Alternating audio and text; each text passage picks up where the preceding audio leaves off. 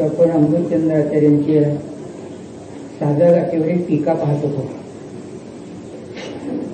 की नच अस्य नियनिष्ठत्वेन न्यायकत्व प्रसिद्धेः दाह्यनिष्ठ निष्ठदहनस्यैव अशुद्धत्वं यथा हि तस्याम् अवस्थायां न्यायकत्वेन यथा ज्ञातः सः स्वरूप प्रकाशन दशायां प्रतिपत्त्यैव कर्तृकर्मणोः अनन्यत्वात् न्यायकः एव।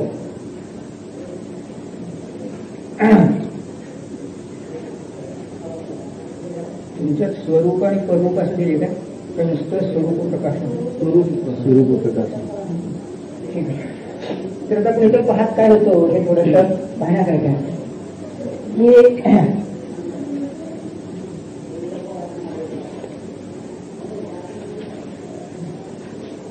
प्रमत्त अवस्था, प्रमत्त म्हणजे प्रमादी आणि अप्रमत्त म्हणजे अप्रमादी, ठीक आहे ना? किंवा मिथ्यात्व अवस्था आणि सम्यक्त्व अवस्था, निर्विकल्प अवस्था आणि सविकल्प अवस्था।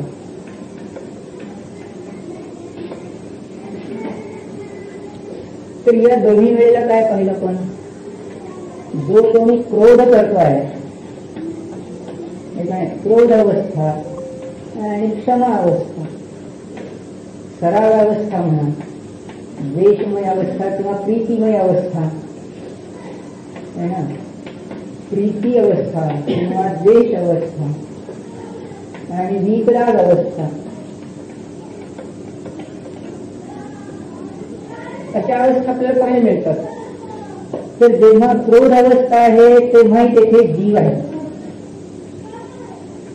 जेव्हा प्रेम करतो आहे तेव्हाही तोच जीव आहे, जेव्हा विकराग झाला तेव्हा तोच जीव आहे, क्रोध करतो आहे तेव्हाही त्याजवळ चारित्र्य गुण आहे,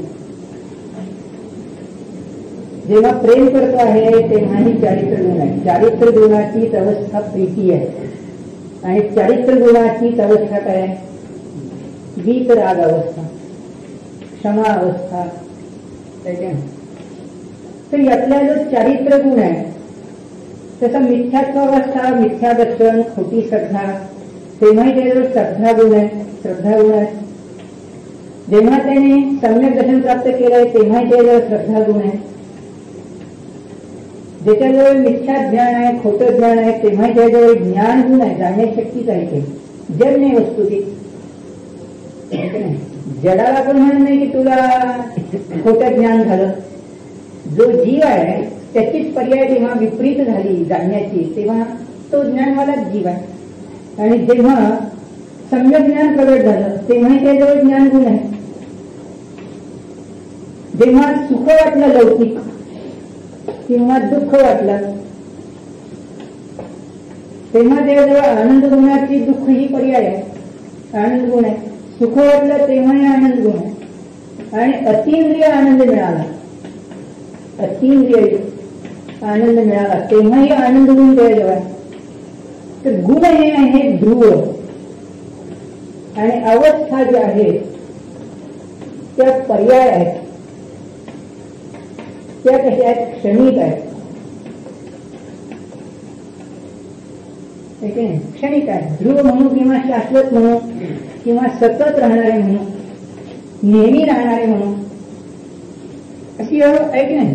म्हणजे एकाच वस्तूमध्ये असे दोन अंश आहेत, एक गुणमय अंश आणि एक परिणमनशील अंश, की जो क्षणिक अंश आहे, पर्यायरूप अंश आहे। गुणमय अंश जो आहे तो सतत राहतो, ध्रुवमय द्रव्य जे आहे ते सतत राहते, पर्याय मात्र सतत राहत नाही। बालपणाचे आपले विचार क्षणाक्षणाला बदलले, आत्ताही सकाळचे विचार बदलून गेले, आत्ताचा विचार वेगळा, पण जाणण्याची शक्ती तीच ती आहे। तर हे दोन विभाजन पाहिले, तर या ठिकाणी वर्णन करताना काय करताय की मी प्रमादीही नाही ना प्रमादीही नाही, मग काय आहे? म्हणजे पर्याय स्वरूपाला मी नाही तर मी कसं आहे, ध्रुव शाश्वत स्वरूपाला आहे असं त्यांना सांगायचं. की सुरुवातीला आपण पाहिलं स्वतः सिद्ध आहे, अनादि अनंत राहणार आहे. मग ही गोष्ट सांगितली तेव्हा ही बाजू काय केली आहे, गौण केलेली आहे. तिथे आहे पण गौण केली आहे. जनतेला ही बाजू थोडीशी माहिती आहे की आपण सरळ म्हणतो तो क्रोध करीत होता, तो चिडलेला होता आणि इतका चिडला की फारच चिडला आहे की नाही, असं आपण वर्णन करतो. म्हणजे त्याची चारित्र्याची विकारी पर्याय पाहून ज्या जीवाजवळ ज्ञानशक्ती, श्रद्धाशक्ती, आनंदशक्ती संपूर्ण अशी गुणमय वस्तू आहे, त्याला त्या चारित्र्याच्या एका अंशाकडून आपण त्या संपूर्ण वस्तूला काय सांगितलं, क्रोधी किंवा चिडलेला. आणि तो जेव्हा थोड्या वेळाने जरा शांत झाला, समजा चिडला होता पण क्षमाशील झाला, त्याने क्षमा मागितली किंवा मी जे तुमच्यावर काही चिडलो होतो त्याच्याबद्दल मला क्षमा करा, अशा रीतीने क्षमाशील भाव, प्रायश्चित्ताचा भाव त्याच्या ठिकाणी आला. मग अशा रीतीने जेव्हा भाव आला तेव्हा तोच जीव आहे. मग जीव रूपानं तोच आहे पण अवस्था रूपानं भिन्न आहे. मग जेव्हा आपण काल पाहिले आहे ना की आरशाने सांगितले आमच्याकडे नाही, आरशे तिकडे आहे ना, आरशात पहा ते तुम्हाला प्रत्येकाला जवळ पाहिजे दुनियाला तर काही दृष्टी आहे ना, तुम्हाला पाहायसाठी आहे.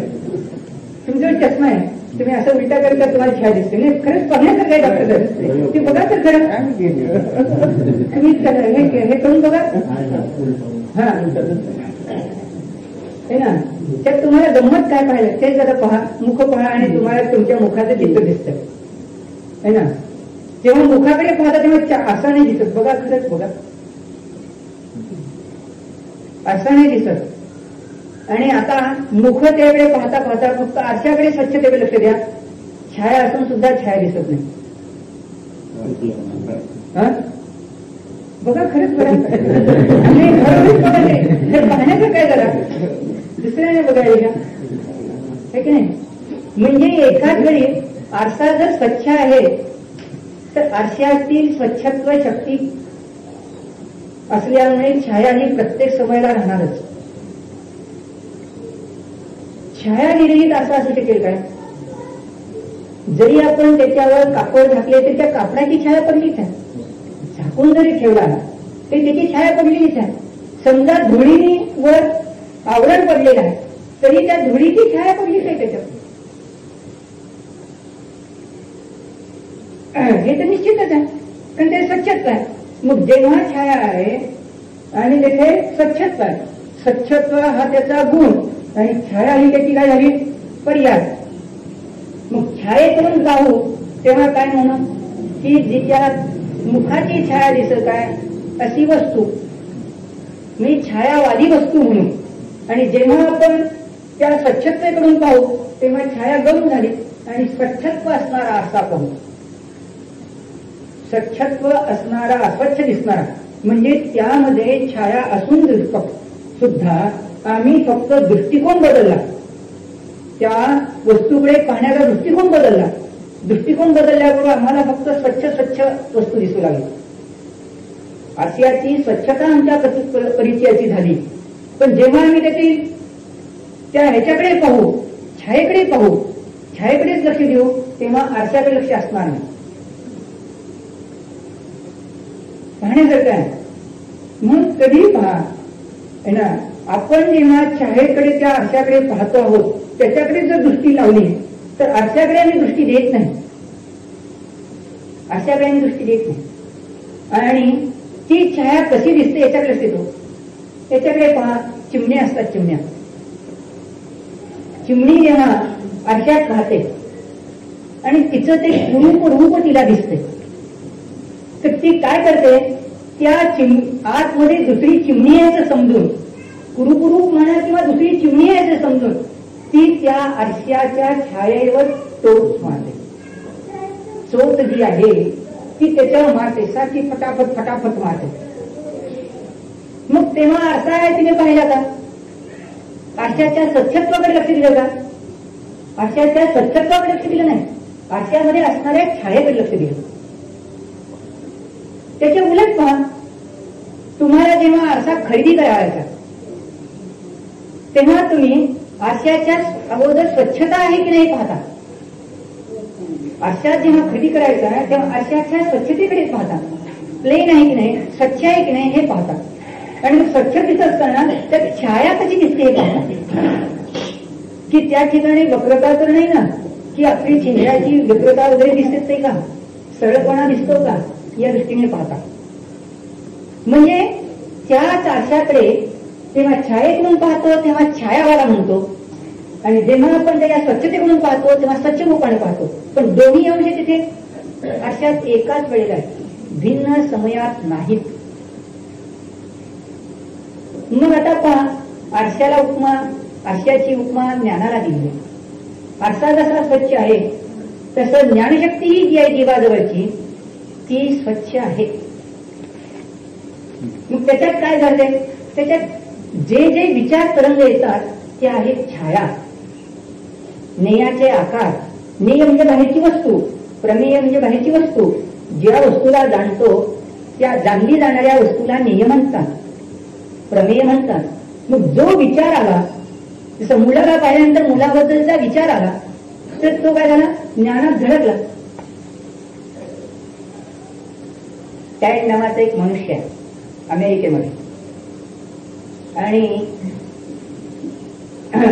त्याच्याकडे अशी केली जातं की त्याला समजा इथे बसलेला आहे, तर विचाराने जर त्याला सांगितले की काळी कार आहे आणि एक लाल कार आहे आणि दोन्हींची शर्यत लागलेली आहे, आणि मग विचार कर की लाल कार पुढे काही अंतर पुढे चालली आहे, क्रॉस करून पुढे जरा झाली आहे, दोन्हीमध्ये किंचित पुढे याच्यामध्ये झाला आहे, असा विचार कर. तर त्याचा विचार करताना आता बाहेरचं दृश्य नाही, पण तो जर विचार करू लागला आणि त्याचा विचार करता करता मंथन, तो सांगतो की डोळ्यात उमटतो. मग डोळ्यात उमटल्यानंतर त्याच्या विचाराच्या वेळेला तो संकेत करण्यासाठी कॅमेरा लावला जातो, डोळ्याच्या बुडावर कॅमेरा लावला जातो, आणि कॅमेऱ्यानंतर ते चित्र त्याच्या विचारात आलंय फक्त असं सांगितलं की तो इशारा करतो, ओरडतो हा म्हणून किंवा काही म्हणून, आणि ते लगेच क्लिक दाबून त्याचा फोटो काढला जातो. तर त्याला जे वर्णन दिलेलं आहे, जसं इथे डायग्राम दाखवली आहे का, अशा कार साहेब समजा ही काळी आहे, इकडे चालली आहे, ही लाल आहे, तर नेमकं बरोबर चित्र डोळ्यात अशा रीतीचं उमटलेलं दिसतं है ना.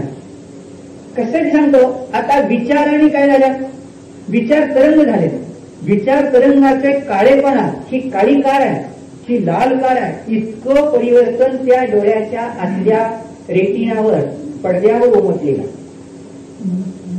बाहेर कुठे आहे का तिथे वस्तू, पण विचाराने विचार केल्यावर हे दृश्य त्या पडद्या उलटे केलं.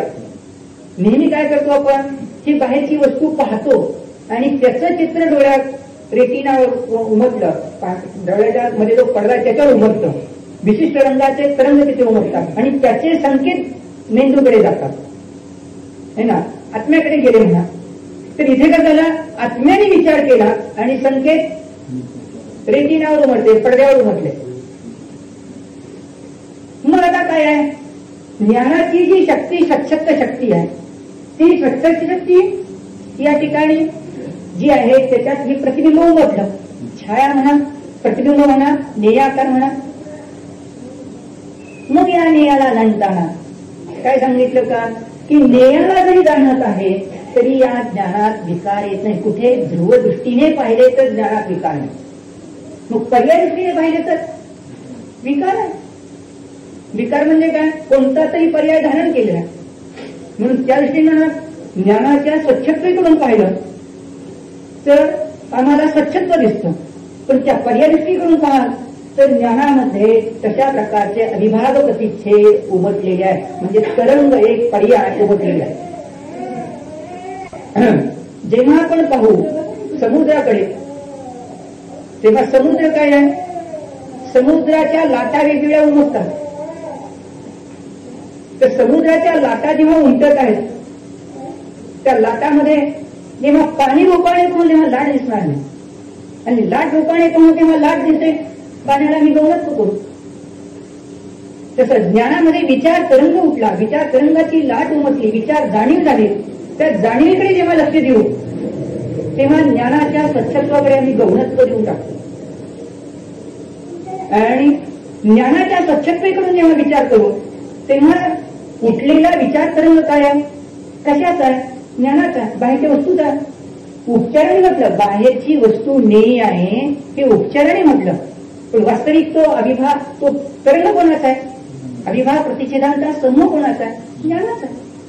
मग ते काय, अविभाव प्रतिच्छेदांचा समूह रूपानं ज्ञान, ज्ञान रूपानं ज्ञानच आहे, ज्ञानशक्तीच आहे, म्हणजे वेगळं रूप नाही. मग ज्ञान रूपाने पाहिलं तर त्यात विकार काही नाही असं सांगितलं. मग त्याने एक उदाहरण सांगितलं काल आपणाला, त्याचं विश्लेषण पाहायचं की बाबा त्या माणसाने लाडू खायचा विचार केला, सापायकाला बसला आणि त्याला काय दिसला, लाडू दिसला. उपवास केला होता आहे ना, ठरवलं काय होतंय, आत्म्याचं दर्शन करायचंय, सामायिक करायचंय, चिंतन करायचं. मग त्याच्या विचारात काय येऊ लागले, लाडू सगळे प्रमाणात आहे ना, लाडू सगळे विचारात येऊ लागले. बसला आहे मंदिरात, लाडू सगळे विचारात येऊ लागले, लाडूचं चित्र त्याच्या नजरेत सगळं खेळू लागलेलं. मग त्याच्या दृष्टीने जेव्हा तो म्हणतो तेव्हा पर्याय दृष्टीने त्याला विचार काय झाला, तू प्रमत्त झालास. अप्रमत्त अवस्था नाही. अप्रमत्त केव्हा म्हटलं असतं, आत्मानुभव घेत जर असता तर अप्रमत्त म्हटलं असतं, निर्विकल्प म्हटलं असतं. पण आता विचार कोणाचा चालू आहे, आत्म्याबद्दलचा विचार नाही, म्हणून लाडूबद्दलचा विचार आहे. तर काय म्हटलं जाईल, प्रमादी आहे, पराचा विचार चालू आहे.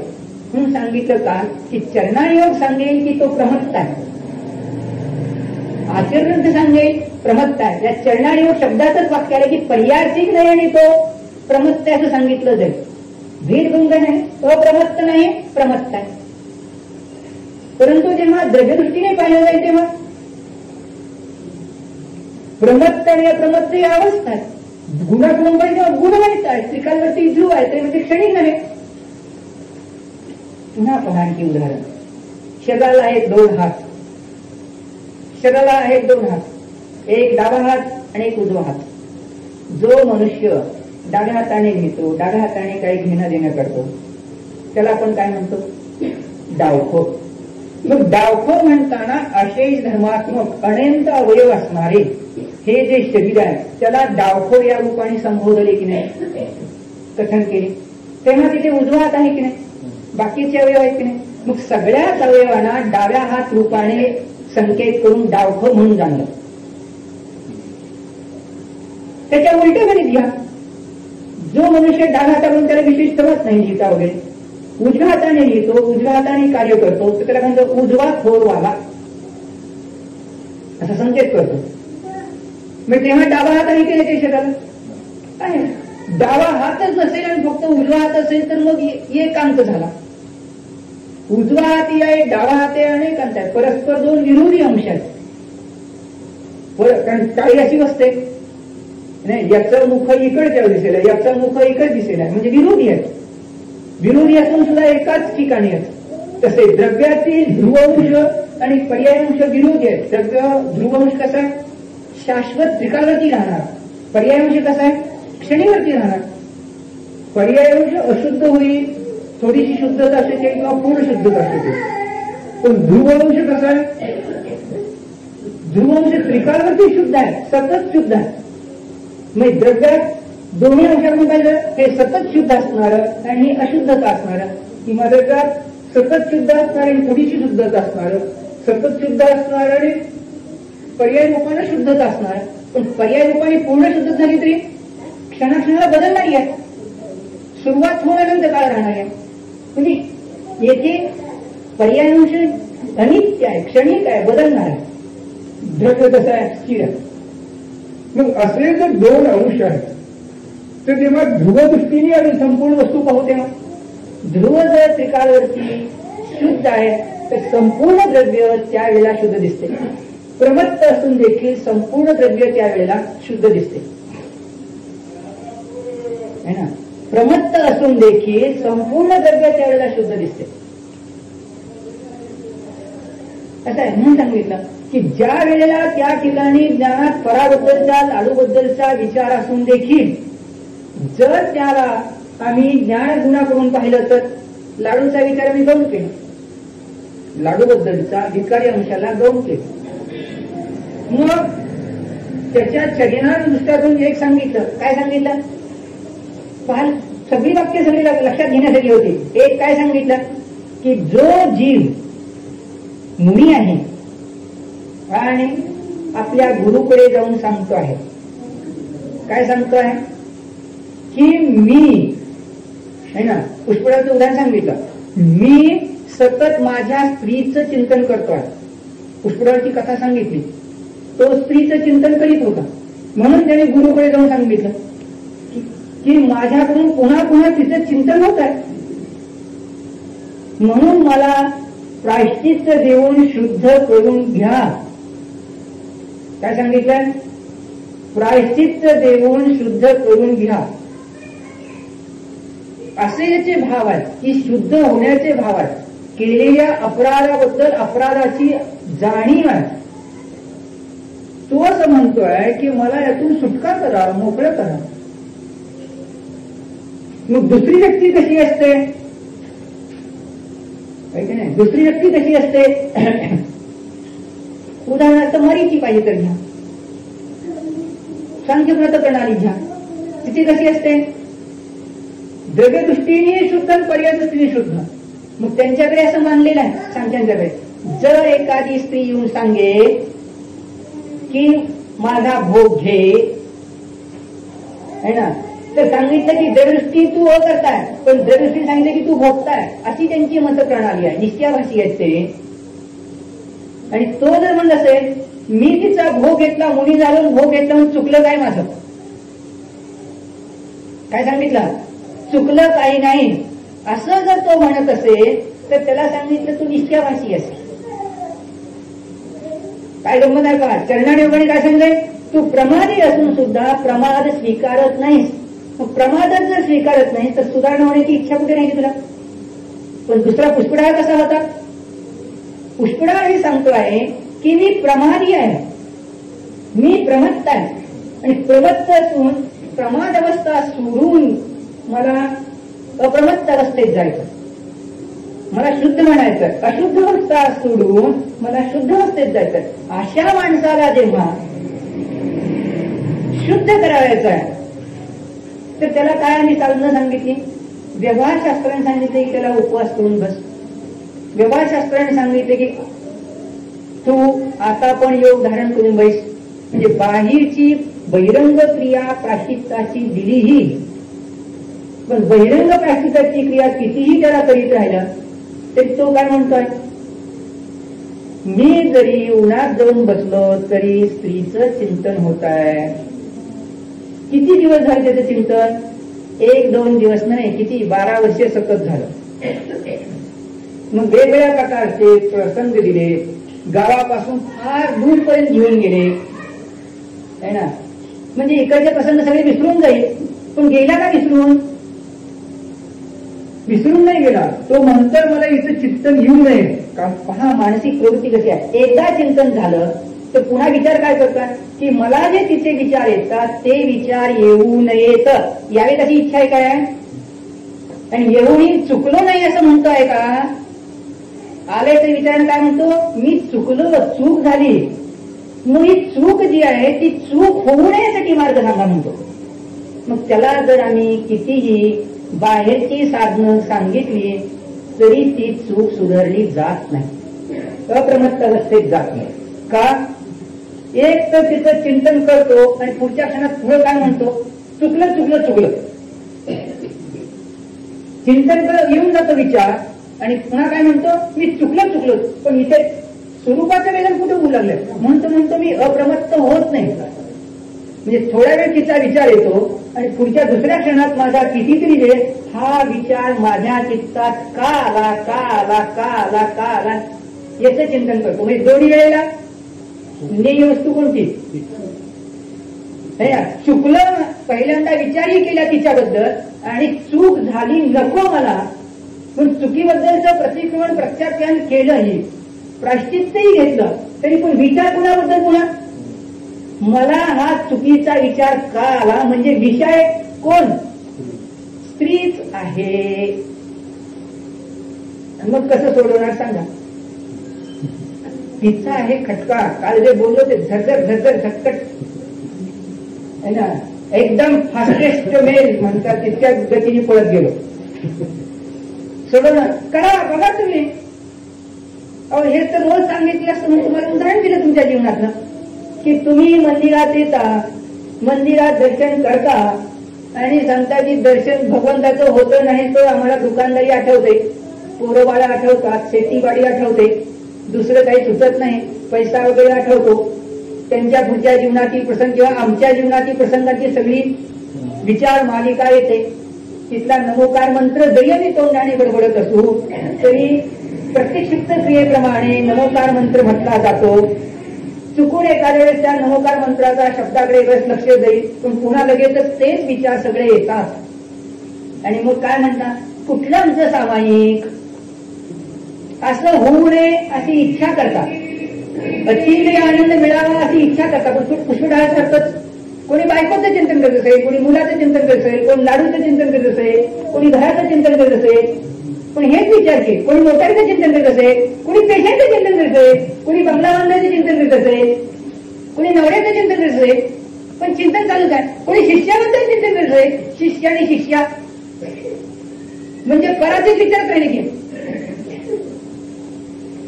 मग तो म्हणतो मी विकल्पात राहिलो सतत, निर्विकल्प बनायचंय, आत्मदर्शनात जायचंय, त्यासाठी काही मार्ग सांगा. मग त्याला काय सांगितलं, त्याला मार्ग सांगितला. लोक उदाहरण सांगतो म्हणजे पुन्हा लक्षात येईल, त्याशिवाय काय करणार. नदी असते की नाही, नदीचा प्रवाह निघाला, समजा या ठिकाणी नदीचा प्रवाह निघाला, तर तिचा भूतार इकडे आहे, मग भूतारा इकडून निघाली या ठिकाणी वाहत आली तर काय, असं तिला जायला सरळ पाहिजे होतं, परंतु हा चौरंग काय आहे, डोंगर आलाय, तर ती काय करते, असा वळसा देते आणि याची निघून जाते. मग हा नाही काय,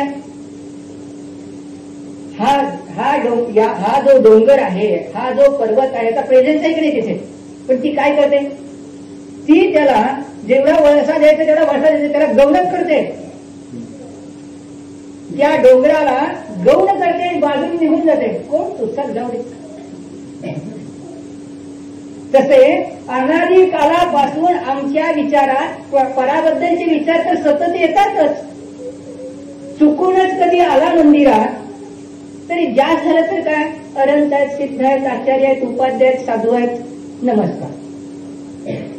काय काय चंद्रप्रभू की जय, पारसनाथ भगवान की जय, एवढ्या मी म्हणतो आणि पुढच्या क्षणात लगेच काय, पुढचे तेच विचार आहेत. आणि त्या विचाराच्या पोटी त्याला हे जाणवते की आकुलता होते. आकुलता म्हणजे दुःख. कसं म्हणाल, ज्याच्याबद्दल द्वेष आहे, त्याच्याबद्दल है ना शत्रुत्व आहे, त्याच्याबद्दल द्वेष करण्यापोटी तर आम्हालाही आकुलता होते की त्याचा सद्भाव आम्हाला त्रासदायी वाटतो, त्याच्याबद्दलचा विचारही आम्हाला त्रासदायी वाटतो आणि पण म्हणजे दुःख होते. पण जेथे आमची प्रीती आहे तिथे सुद्धा आम्हाला राग आहे सदा. मग राग ज्याच्याबद्दल प्रीती आहे, अनुराग आहे, त्याच्याबद्दल सुद्धा दाहच होतो. कसं म्हणाल, अहो मुलगा सगळा अत्यंत काय करतो, आज्ञाप्रधान आहे, व्यवस्थित वागतो, तर पिताजीला काय वाटतंय की या मुलाचं जीवन सर्वस्वी चांगलं हो, याला भरपूर पैसे आणून द्यायचे, याला अमुक आणून द्यायचंय, तमुक आणून द्यायचे, काळजी आहे की निराकुल आहे. मुलगा हुशार आहे, कर्तबगार आहे, तरी सुद्धा पिताजीला काय वाटते की याचं सगळं चांगलं हो, आणि ते चांगलं होण्यासाठी बाकीची सगळी काही जी व्यवस्था आहे ते करण्याच्या विचारात राहतात, म्हणजे काळजीत राहतात की निराकुल राहतात सांगा. जो मुलगा वाईट आहे त्याच्याबद्दलही काळजी आहे, आणि ज्याच्याबद्दल प्रेम आहे, चांगला आहे, त्याच्याबद्दलही काळजी आहे. मग कुठे काळजी संपली, काळजी तर चालूच आहे, विकल्प तर चालूच आहे, निर्विकल्प कुठे, चिदानंदाचा भोग कुठे. मग म्हणून उदाहरण सांगितलं की त्या मुनींना उपवासही दिले, कित्येक उपवास दिले, दूरही घेऊन गेले, किंवा आता पण योग म्हणजे डोंगरावर झाडी नाही, उन्हामध्ये सूर्याकडे तोंड करून बसविलेही, थंडीमध्ये नदी काठीही बसविले, पावसाळ्यात झाडाखाली ही बसविले. ते सगळं सहन केलं तरी चित्त काय म्हणतंय, पराचं चिंतन करतात. मग त्या मुलीचं कथा नाही तर तुमचं जीवन घ्या. अहो बाजारात, भर बाजारात उन्हात बसून माल विकता की नाही, बाजार करता की नाही, शेंगदाणे विकता, गुळ विकता, कापड विकता, सगळ्याजवळ तंबू आहेत काय, तर तंबू असते तरी उन्हात जाता की नाही, का नाही जात, जातात. माल आणलाय, समजा माल आलाय, विकला गेला, माल संपला, पैसे आले, रोकड घेऊन बॉम्बेला जाता, गाडीत जागा मिळते नाही मिळते, बसमध्ये लटकून एका पायावर तपश्चर्या करीत जातात. बॉम्बेत जाऊन पोहोचला सकाळी की जिथं पेढीवर जायचं, पेढीवर जाता माल काय घ्यायचंय बघता करता, आणि त्या ट्रकवाल्याला एवढं ठरलं की मी तुझ्या बरोबर येणार. ट्रकवाल्यानं सांगितलं तुम्ही यायचा पण वर बसायचा, मी खालची जागा देत नाही, ते हट्टाईवाला आहे. मग कारण गेलं तर दुसरीकडनं कसं तरी जाणार, कारण ट्रकवर गेलो तर लगेच माल खपणार आहे हे माहिती आहे. ट्रकवर बसून दिवसभर बरोबर जेवण झालं नाही, खाणं झालं नाही, पिण झालं नाही, माल घेतला, गाडीत बसला, कसं तरी येऊन कुडकुडत थंडीत रात्रभर ट्रकवर इथे येऊन गाडी उभी केली. परिचय करता की नाही सण, सकाळी दरवाजात गाडी उभी आहे, गिराईक लागले, कारण मार्केटमध्ये मालच नाही, तुमच्याकडे फक्त माल आहे, देता का? लखीमपुरीमध्ये हे पैसे घे, तोलतोय माल देतोय, चाललाय, कुठे जेवण. परिचय सहन करता की नाही करता? मग हे सगळे परिचय सहन करता, पैसे आणायचे, पोरीचे लग्न करायचे, काही दुसरे कोणी नाही, पोरीचं लग्न करायसाठी पैसे घ्यायचे, ठेक्यात लग्न करायचे सगळा जोरदारपणे. मग हे सगळे विचार आहेत आणि आकुलता आहे की कुठे शांतता आहे. चुकून सांगितलं की चला तीर्थयात्रेला, नको नाही ना मला, म्हणजे कोण करणार ते काम. म्हणजे काळजी आहे. इथल्या इथं कुठे तीर्थक्षेत्राला दर्शनाला चला म्हणलं, तीर्थक्षेत्राला गेला कसं तरी हात जोडले गे सु, म्हणजे तिथे कसं तरी डोकं टेकतो न टेकतो तोच तिच्याबद्दलचे, मुलीच्या लग्नाबद्दलचे विचार आकुलित करतात, मुलाबाळाबद्दलचे विचार आकुलित करतात. मग इथं औषध लावायचंय, दैनंदिन जेवढ्यात काही उगीच नसते लंगोटी सोडायची बसायचं, कुठे जाईल तुम्हाला लंगोटी सोडा म्हणून. आनंदी भोगायचं की नाही, आनंदी असता दैनंदिन जीवनात जगायचं की नाही, हा आहे प्रश्न. आणि नसलंच जगायचं तर आमचं काय म्हणणं नाही, आम्ही तर मजेत आहे ना. एक वात्सल्य भाव, प्रीती भाव, करुणा भाव म्हणा, प्रेम भाव एक येतो की भावानो या दैनंदिन जीवनात ही सहज आनंद भोगता येतो. मग कसं करायचं, तर नदीने केला उद्योग तो पाहायचा. नदीने काय केलं, अरे चट्टू बाबा जो आहे, पर्वत काय जातो काय बाजूला जा म्हणून सांगितलं तर एखादा दगड असला तर जोरात ती सरकवून टाके निघून, एखादा दगड असेल, धोंड असेल तर सरकवते, एखादा मातीचा ढिगारा असेल तर त्याच्यात खचकन मारा करून त्याला बाजूला सारते आणि त्यातूनच निघून जाते. पण हा जेव्हा हलतच नाही तेव्हा काय करते, वळसाडे तू आहेस ठीक आहे, तसे येते ना. तुला जर लाडूचा विचार येतो तर आला काय, आता आल्यानंतर काय करतात, आल्यानंतर कुठे तोडायचा, आलेला क्षण आलाच आहे तेव्हा भिन्न होत नाही. त्या पर्यायात तुम्हाला काय करायचं नाही, ती आली आणि गेली, समयाला बदलणारी पर्याय. विचार तरंग आला आणि गेलाय, त्याच्या पुढच्या क्षणात काय म्हणतात, हा विचार का आला, हा विचार का आला, हा विचार का आला, चुकलो, प्रतिक्रमण केलं. पण पुढच्या क्षणात स्वरूपात जेव्हा जायला पाहिजे तिथे तर जात नाही, पुन्हा तोच विचार करता लाडूचाच. म्हणजे प्रतिक्रमण पुन्हा लाडू, लाडू आणि प्रतिक्रमण, प्रतिक्रमण लाडू, प्रत्येक खाण्यात लाडू, लाडूचा विचार आला. मग काय ठरवला, करता काय उद्योग घरात, समजा ठरवलेला आहे की लाडू खाणार नाही, मग लाडूचा विचार आला तर म्हणले प्रायश्चित्त करून घ्या. मग म्हणले आता एक लाडू गोड खात होतो, मग तो सोडायचा. मग पुढे काय ठरलं, म्हणजे तिखट सोडायचा. तिखट सोडला. दुसऱ्या दिवशी दोन्ही उद्योग सुरू झाले. गोड लाडू येईन तिखट घे. आता काय करायचं म्हणे, तिसऱ्या दिवशी म्हणले मीठ सोडून टाका. तिसऱ्या दिवशी तेही सोडलं. चौथ्या दिवशी काय करायचं. कुठे संपले विकल्प. लाडूचा विकल्प संपला असेल किंवा तिखटाचा विचार संपला असेल तरी देण्या घेण्याबद्दलचा विचार आलाच पुन्हा. दुसऱ्या भोगाबद्दलचा विचार असेल. सुगंधी पदार्थ पाहिजे होण्यासाठी याचे विचार असतील किंवा थंडीसाठी गरम गरम काहीतरी उबदार कपडे पाहिजेत याचे विचार. म्हणजे तुम्ही त्यावेळेला ध्रुवात कुठे आला, बाहेर राहिला की परातच राहिला, आकृतीच राहिला. मग त्यातून सुटायचं कसे, हा आहे खेळ. मग त्याला सांगितले पुष्पडाळला की तुझ्याकडून असं तर काही त्याग होत नाही. मग तिथे प्रस्मानाला सांगितले घी यातली आहे ना, घे घे म्हणून सांगितलं. म्हणजे काय, कोणाला घे. ती स्त्री काही भोगायला घेऊन जायचे होते काय, मग खेळायची होती रिक्षा. घे म्हणून काय पिंची करून घ्यायचं जायचं होतं सोडून. आणि तो कुठं म्हणतो की मला घरी जायचं आता.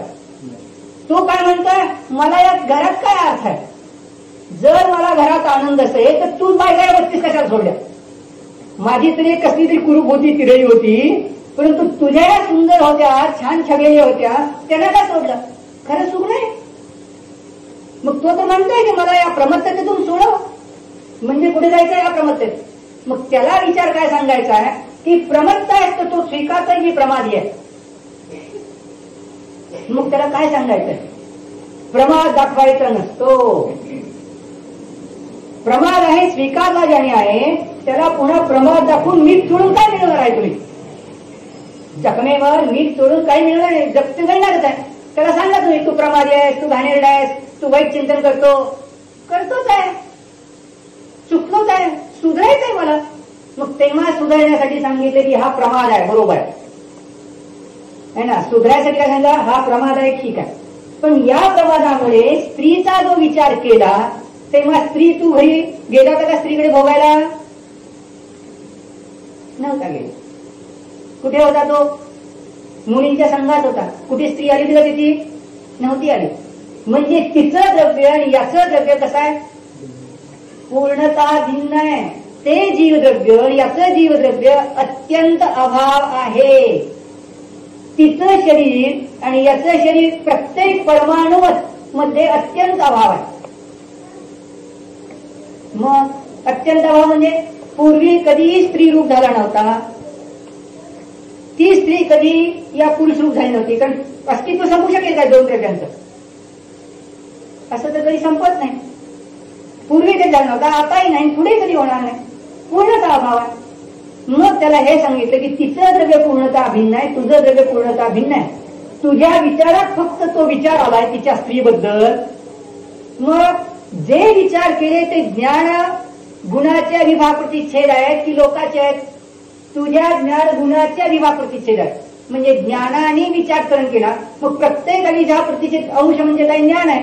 मग ज्ञान रूपाने पाहिलं तर त्या विचार तरंगाना त्या पर्याय रूप न पाहता काय पाहिलं, दृष्टी कुठे आणली, ध्रुवाकडे आणली, ज्ञानशक्तीकडे आणली. म्हणजे पर्यायापैकी दृष्टी गौण केली. ध्रुव तुझ्या जवळ आहे, ज्ञानशक्ती तुझ्या जवळ आहे. आणि ही ज्ञानशक्ती कशी आहे, या अप्रमत्तेसाठी क्षणिक आहे का नाही, ही कशी आहे, शाश्वत शुद्ध आहे. मग तिथं काय केलं, मी विचार केले त्याचा, तो विचारतो मी जो विचार केला त्याचं काय झालं, तर त्याला सांगितलं वर्षा करून कर. म्हणजे काय, ते झाले असतील तिथे ज्या समयात तुझ्याकडून विचार झाले असतील. पण जरी विचार झाले तरी विचार प्रमत्त रूपाने होताना सुद्धा तुझ्या त्याच वेळेला तुझ्या ध्रुवंश कसा आहे, शाश्वत शुद्ध आहे. मग ध्रुवदृष्टीने संपूर्णपणे कसं आहे, अनादिअनंत शुद्ध आहे. आणि मग या अनादिअनंत शुद्धत्व जर आहे तर त्या अनादिअनंत शुद्धत्वाचा विचार कर. म्हणजे हे दाखवलं म्हणजे विचार कोणता आला, मी अनादिअनंत शुद्ध आहे. मग अनादिअनंत शुद्ध हा विचार उत्पन्न झाल्याबरोबर स्त्रीबद्दलचा विचार गेला की राहिला, गेला. लाडूबद्दलचा विचार गेला, घालवा लागला काय, ही आहे कला. म्हणून त्यांनी सांगितलं यथोही, ज्यामुळे तस्याम अवस्थायाम, त्याला जाणत असताना देखील त्या अवस्थेमध्ये न्यायकत्वेन या ज्ञातः, न्याय रूपाने जो जाणला गेला, सहा स्वरूप प्रकाशन दशाया, स्वतःला प्रकाशित करीत असणाऱ्या दशेमध्ये देखील प्रदीपस्यैव, प्रदीपाप्रमाणे कर्तृ आणि कर्मणो अनन्यत्वात् न्यायकः एव, कर्ता आणि कर्मरूपाने, कर्म म्हणजे कार्य, कर्म म्हणजे पर्याय, कर्तृ म्हणजे करणारा, आणि कर्ता आणि कर्मरूपाने काय दोन भिन्न आहेत का? नाही, अनन्य. म्हणून ज्ञानाने जरी स्त्रीचा विचार केला, स्त्रीच्या बद्दलचा विचार तरंग जरी आला आहे, तरी ते जे विचार आहेत ते ज्ञानाचे पर्याय आहेत, ज्ञानाचे अंश आहेत की त्या स्त्रीचे अंश आहेत? कोणाचे आहेत? ज्ञानाचे अंश आहेत. मग म्हणजे काय आहे? जो जाणणारा ज्ञान गुण आहे त्याचाच अंश आहे, म्हणजे काय? ज्ञानच आहे, वेगळं नाही. आणि जर स्वरूपाला प्रकाशित करू लागला तरी अप्रमत्त अवस्थेत देखील स्वतःचा विचार करून स्वतः मी ज्ञानानंद स्वभावी आहे, स्वतःला प्रकाशित करीत असताना देखील ते काय आहे? ज्ञानपर्यंत आहे. मग अप्रमत्त बनायचं याची काळजी संपली. फक्त विचार करायला मी ज्ञानानंद स्वभावी आहे, सुख दुःख अवस्था, आनंद हा गुण, ज्ञान हा गुण, मग मी त्रिकालवर्ती शाश्वत शुद्ध आहे, हा विचार आल्याबरोबर न्यायकः एव, न्यायकच आहे की दुसरं कोण राहिला है ना? त्या अवस्थेमध्ये देखील, प्रमत्त अवस्थेमध्ये देखील त्याची शाश्वत न्यायक शक्ती नष्ट झाली नाही, आणि अप्रमत्त अवस्थेत देखील शाश्वत न्यायक शक्ती कुठून बाहेरून आणली नाही. मग अप्रमत्त अवस्था देखील पर्याय रूपा गौण करून दृष्टीने पाहिलं तर ज्ञान रूपच आहे. म्हणजे त्याची दृष्टी या न्यायतत्वाकडे खेळवली तर न्यायतत्वाचा विचार केल्याबरोबर अप्रमत्त अवस्था सहज प्रगट झाली, निर्विकल्प अवस्था सहज प्रगट झाली. जेव्हा मी ज्ञान आनंद स्वरूपी आहे हे ज्ञानात त्याच्या आले, म्हणजे विचार झाला की नाही? विचार झाला. कोणाचा विचार केला? तुझ्याबद्दलचा. मग हा विचार झाल्याबरोबर शांत चित्त झाले, करावं लागलं नाही. आणि ही अप्रमत्त अवस्था प्रगट झाल्यावर ही पहिली पर्याय नाश पावलेलीच आहे, आणि त्याच्याबद्दलचे जे संस्कार आले होते तेही निघून गेले. आणि जुने जे संस्कार असतील विकारी, त्याच्यामध्ये गडबड झाली कर्मशास्त्राप्रमाणे, संवतपूर्वक निर्जन झाली ना. आणि जुने जे विकारी होते त्यांची स्थिती पापप्रकृतींची घटली, स्थिती घटली, फलशक्ती घटली, काय की नाही? पहा गंमत काय होते ते. एक जण काय फक्त मी न्यायक स्वभावी आहे विचारांचा, मी न्यायक स्वभाव, पण अशी वस्तू आहे काही पहिल्यांदा सांगतात आहे, आणि त्याला फक्त विचार कर. मग याचं काय करू? मी पूर्वी विचार केला, त्याचा काय संबंध? वैसा घालून चल, आले असतील विचार, एवढं लक्षात, काय संबंध नाही म्हणून सांग. जशी ती नदी म्हणते तू इथं असतील, मी चालले है ना, मी इथं आहे, तुला जाऊ देत नाही, तू तुझ्या जागेवर बसून आहेस. म्हणजे ती पर्याय ज्या वेळेला त्याच वेळेला भिन्न समयात येते का? सांगा, येऊ शकत नाही. हो, कालची पर्याय आता येईल का? बालपणाची पर्याय आता आपल्याजवळ येईल का? येणार नाही. जे ती पर्याय ज्या त्या समयात तिचं अस्तित्व होतं, पूर्व समयाती नाही, उत्तर समयाती नाही. तिचं अस्तित्व ज्या त्या समयात आहे, मागे पुढे होत नाही. तिचं गुण जसे अन्वयरूप जाऊ शकतात कुठेही, तशी पर्याय जात नाही ना, जात नाही. म्हणून ध्रुवरूप आत्मा शाश्वत आहे, आणि तो तर मी आहे. मग हा मी असणारा सदा सद्भाव रूप आहे, याचं जेव्हा चिंतन केलं तेव्हा तो अनुभूती प्रतीला आला, आणि प्रमत्त अवस्था, प्रमादी अवस्था, दुःखमय अवस्था नाश पावली. म्हणून या व्याख्येचा उपयोग करायचा. केवळ एक तर सिद्धी दिली आहे की दिवाचं उदाहरण दिलं. दिवा जो आहे, बाहेरच्या वस्तू प्रकाशित झाल्या, मग बाहेरच्या वस्तू प्रकाशित होत असताना प्रकाश रूपच आहे की या कपाट रूप झाला? ट्यूबलाईट पेटलेलीच आहे. ट्यूबलाईटचा प्रकाश या कपाटाला प्रकाशित करीत असताना प्रकाश रूपच राहिला की या कपाट रूप झाला? प्रकाश रूपच आहे. आणि स्वतःला प्रकाशित करताना प्रकाश रूपच राहिला. मग त्याच्यात काय मूळ प्रकाशच आहे. तसं जीव पराला जाणत असताना देखील ज्ञानच रूपच राहिला, रूप झालं काय? झालं या कपाट रूप? कपाटाला जात असताना नाही झालो. मग काय? कपाट आपल्या स्थानी आहे, मी माझ्या स्थानी आहे. कपाट माझ्यात आलं म्हणणं असद्भूत व्यवहार नाही. कपाट माझ्या ज्ञानात आलं म्हणणं असद्भूत व्यवहार नाही. वास्तविक कपाट आलं का? कपाट जर माझ्या ज्ञानात आलं असेल तर मी काय बनायला पाहिजे? स्पर्श रसगंध वर्णवाला. कपाट स्पर्श रसगंध वर्णवाला आहे म्हणून मीही काय बनायला पाहिजे? स्पर्श रसगंध वर्ण.